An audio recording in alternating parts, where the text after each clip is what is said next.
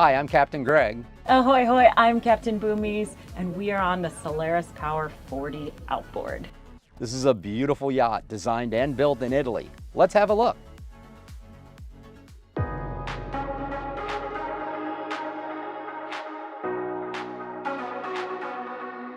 Most Americans are unfamiliar with the brand Solaris, but in Europe the name stands for exquisite quality and premium yachts. Founded in 1974 near Venice, the company is celebrating its 50th anniversary. During its first 3 decades, it built sailboats from 36 to 111 feet which travel the world. In 2008, Solaris began building power boats, and right from the start they were said by many to be the most beautiful day boats on the water. Now it builds 9 power boats from 40 to 60 feet, and it won't be long until a new 70-footer is launched. Because of the builder's experience building sailboats for the aristocracy of Europe, who expect every detail to be done to perfection, it's little wonder that the Solaris Power boats are a work of art. As we go through the boat, pay special attention to the details of the fiberglass moldings, the rounded corners, the perfect fit and finish. All the cockpit doors are perfectly aligned. The remarkable metallic painted surfaces and the stainless fixtures, all first class. It's pretty clear to me that the culture of Solaris from management to the shop floor is perfection at any cost. There are so many things in terms of aesthetics that really appeal to my eye. One of the unique things is the combination of hard lines and corners right next to subtle curves. Here we have the gunnel, which has a hard corner on it right next to this very subtle curve on the interior. The two look really nice together. I'm also really impressed with the paint. You can tell there's a lot of material here, many coats of paint that have been finely finished. This color is a light gray metallic. It really works for me. But there are 5 other colors to choose from, and each one makes this boat a head turner. Solaris Power has so many fine details that I really appreciate. For example, the deck is synthetic. It's called S-Tech as the manufacturer. They've carried that look up to the top of the gunnel. They also have these small receptacles for pins that you can put on your fenders. Preset, push the button, they lock right in. Push the button again, they come out. Up in the bow, there's even a storage bar that has these pin receptacles for easy storage of fenders in the bow locker. Center line is the support for our hardtop, which is all carbon fiber. And it means that you have totally uninterrupted views around because it's not being interrupted by a bunch of supports. Frankly, it's more of a T-top than most. Integrated into this hardtop are these speakers, which is part of an upgraded sound system that really gets booming. And it's part of a 4-zone system. Just behind the helm seats is this cabinet, which includes a double sink, an ice maker on this one, storage for your garbage, additional storage, a nice sized refrigerator, and this one has a grill. What are we having for lunch? And each of these cabinets is fully finished on the inside, which I like, and even has these soft rubber stops on them to make for a nice close and no rattle noises. Moving aft, we have this settee here that has additional refrigeration underneath as an option. This flips over and now we have access to this table. It's a beautiful teak table that matches the synthetic teak decking. These open up and there's metal underneath for the wings to sit on. The seating is very flexible. By moving this seat back, you can either have 3 or 4 forward-facing seats, or in the dining configuration, you're facing the table. Similarly, as we come back to the same size bench seat here, you can have 3 or 4 people facing forward, or flip this over, and now you've got access to a large sun pad. I like that the sun pad has cup holders. The sun pad is 77 inches wide by 73 inches long. Plus this diamond pattern is integrated into it. It's not a diamond stitch, it's actually built into the vinyl. Under the sun pad is a garage operated by these 2 buttons inside the gunnel on the port side. The aft garage measures 65 inches wide on average and 36 inches long and is 14 inches deep. Plenty of room for all kinds of storage, including lines and fenders. You'll see here there's carbon fiber poles stored. On this boat, that's for a sail that covers the stern. It's also an option to have something that covers the bow. And there's a hatch with access to the fuel tank. Over here on the starboard side, well, on both sides, are these stainless steel gates, really nicely made. Behind this door is our shore power connection and our waste removal cap. Under here is a shower with hot and cold. And this is our passerelle control. I love it because with just a button, it comes out and I can move it up, or I can move it down and it becomes a swim ladder. The deck all the way up to the helm station is one level.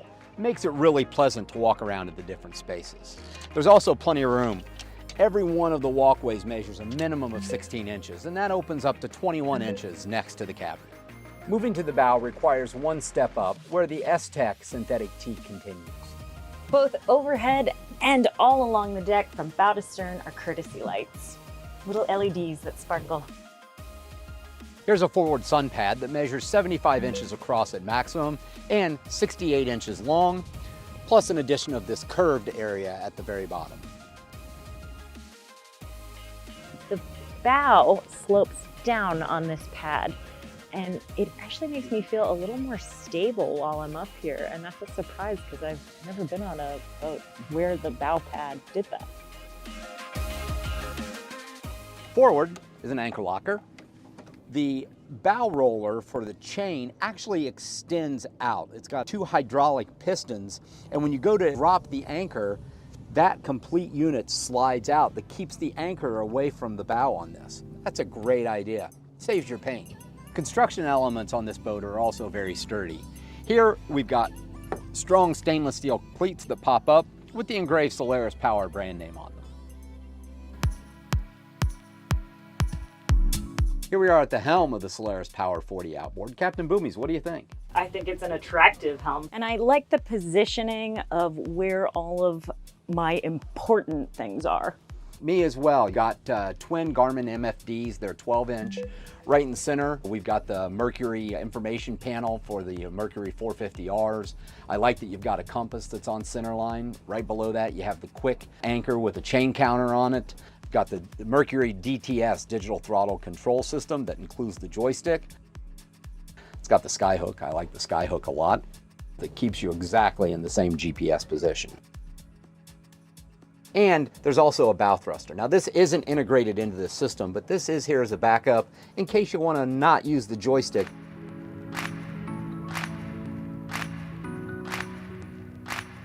The helm wheel, with the push of a button, can either raise or lower depending on whether you're in a seated or a standing position. Another thing I really like about this is it's got this longer space for your feet that covers not only the center helm but also the starboard helm seat. When you're in a seated position on this, you've got a perfect line of sight over the top of the bow. Even with a little bit of rise in the bow, it's really the right height to see over.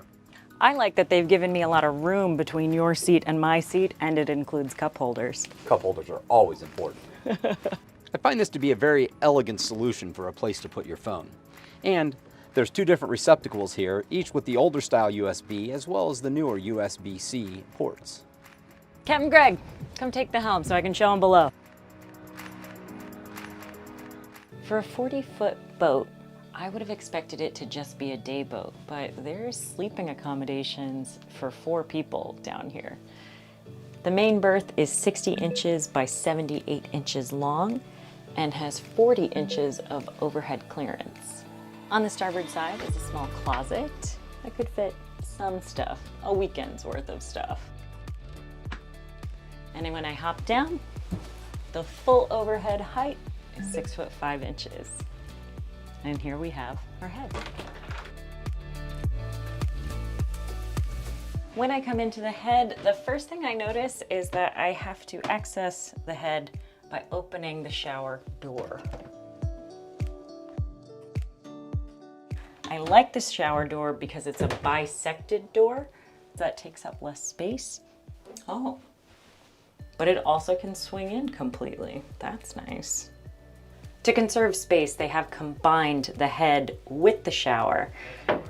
And to make it feel a little less like you're next to the toilet though, they have this nice fold down seat so that you can shower with a little more classiness. And a port light. On the port side, you've got a little bit of room for storage, which is nice for keeping your documentation dry and inside.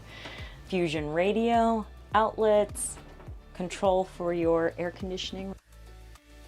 One of the things that's a little disorienting on this boat is that the port lights don't look out at the water. They are kind of looking at the gunnel along the bow.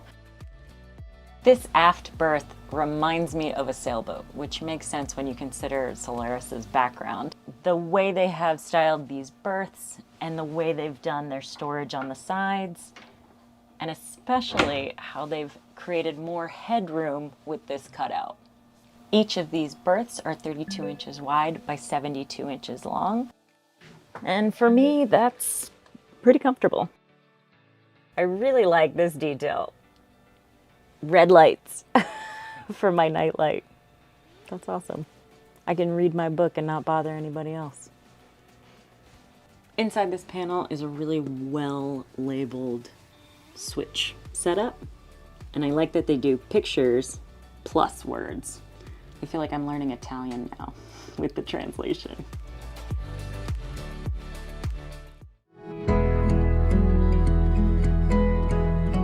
We don't normally get to see any of our test boats out of the water, but here she is, and it's a great opportunity to talk about the styling of this bow. They've made some really epic choices. They've added these extra lines that create visually these curves and flares that make this boat so much more special to the eye. And then it's integrated into the chines that run the length of the entire hull and will make a big difference when we talk about performance later on. Look at it, this curve here that's then repeated higher up. It's serving a couple purposes. One, it looks gorgeous, and two, it's giving you just a little extra space on the other side. If you're gonna have something that's as cool as this outboard, you need a serious jack plate and setup to connect it to this boat so that you're taking full advantage of the power. And they've done a beautiful job setting that up here. Mercury came out with the 450R. R for racing. And it's because they really dialed in power to weight ratio so that you could get even more thrust out of less weight. Times 2 means a big difference in terms of how much oomph you can get out of this power. They've also added these hatches that make it so that when you flip your engine up at the end of the day, it fits in nicely in this pocket. And you can tell the quality of work throughout the boat just from this hatch. They gave me a ram for this lift up so that when I tilt the engine up, it's ready. They fully painted the underside of this, and they gave me these nice soft rubber stoppers to help on making sure that my boat stays in good condition for a long time. They've also put the gasoline fuel fill in this compartment, which means any spillage won't be staining your decks. It can just be mopped up right here. It's a quality of work that I really appreciate. Let's take a look in the mechanical room. So here we are in the mechanical room. Now there's just a little over 3 feet of headroom, so it's not very big, but there's not that many systems down here that you have to worry about either. Here behind us is the housing for the fuel tank. Now this is gasoline, given the 450Rs are gasoline powered. Several systems here, the controllers for the 2 outboards, as well as the steering pumps. In the center we have a hydraulic pump. Outboard we have a Kohler 6 kilowatt generator. Forward we've got AC and DC distribution panels. We also have the tank, which is diesel for the generator. Outboard we've got a holding tank and the water tank, both on the port side. To really take advantage of these outboards and get the maximum performance out of them, They have hydraulic jack plates, which literally will adjust the height of the outboards in the water. What's really cool is that it's set up to automatically do that for you on this boat based on your speed. And when I'm taking big bank turns, it does it for me independently on each engine so that I can really just eat these turns. It's so cool, I want it. You see how tight this turn is? And we are at planing. This is awesome. Look at those little circles. The Solaris Power 40 open outboard has a length overall of 39 feet 3 inches. She has a beam of 12 feet 6 inches with a draft of 2 feet 4 inches. Her empty displacement is 18,146 pounds. The fuel capacity is 265 US gallons, and the water capacity is 44 US gallons. Captain Boomies, you're all smiles. Why don't you tell us your take on our test of the Solaris Power 40 outboard today? I had so much fun spinning this boat in tight circles, roiling up the Long Island Sound the way I did, making sure that we were able to find some kind of chop to hit, even though it was our own wake, so that I could test this boat in the way I wanted to test it. It felt so good. And it made me remember how the shape of this bow creates a very dry and stable boat. Let's take a look at the numbers for the Solaris Power 40 outboard. We tested today in western Long Island Sound. It's a beautiful day, just a few clouds in the sky. Seas were probably less than 1 foot as we only had 8 to 12 knots of breeze. The top speed of the 40 outboard was 38.1 knots, burning 82 gallons per hour.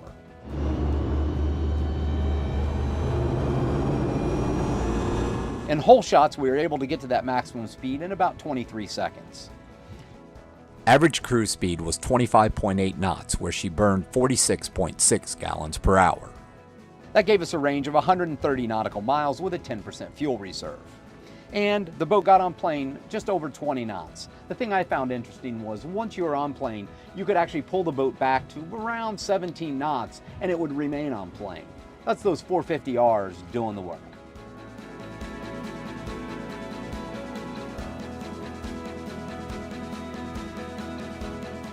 So we're here just off the dock.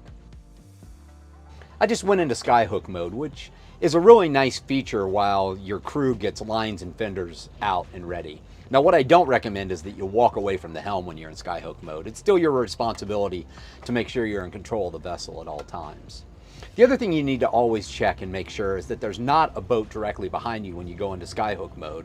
More than once I've seen a skipper go into skyhook mode, not realize that there's a boat right behind them, and all of a sudden you could have an issue. Okay, we're getting ready to go into the dock now, so I'm going to come out of skyhook mode. And when you pull the throttles back to neutral on these Mercury DTS, it automatically goes into joystick mode. And so I'll use joystick mode to operate down the channel here as we get up towards the dock and then to actually dock the boat. If you want to go out of joystick mode, all you have to do is pop the throttles into forward, and now you're back to using the dual throttles as opposed to the joystick. Now, one thing that I like about this boat is the outboard engines do have some space in between them. So by just engaging one throttle, you actually create a fair amount of yaw rotating the boat like you'd like. Now we're up fairly close to the dock now, so I'm going to switch and start using joystick mode.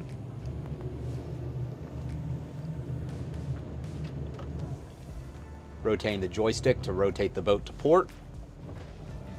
Always making sure I notice where my stern is. Boats turn around their center point for the most part, so you always want to watch your stern just as much as you're watching your bow. There's a saying among captains that slow is pro. I try to come into a dock no faster than I'd be willing to hit it. That was our review and test of the Solaris Power 40 outboard. If you're looking for a day boat that can accommodate 4 berths and comes with the type of Italian design that this one holds, it's at least very appealing to my eye, combined with some impressive performance, powered by dual 450R Mercuries, this boat should be one that you take a look at. And she's super fun to run. For Boat Test, I'm Captain Greg. I'm Captain Boomies, Reminding you, life is better on a boat.